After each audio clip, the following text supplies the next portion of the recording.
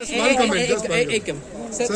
लगातार दूसरा वीडियो आया है इस लैंड ग्रैबिंग के इशू में। How is the police is following? Detail हम करेंगे, जो भी चीज़ आई है उसका सबकी जांच तो होगी, है ना। तो अभी तो फिलहाल पीसी में आपको डिटेल में और कब तक वो जो अरेस्ट हुआ है वो उसको वापस ला रहे हैं? ये जो way any time he can come.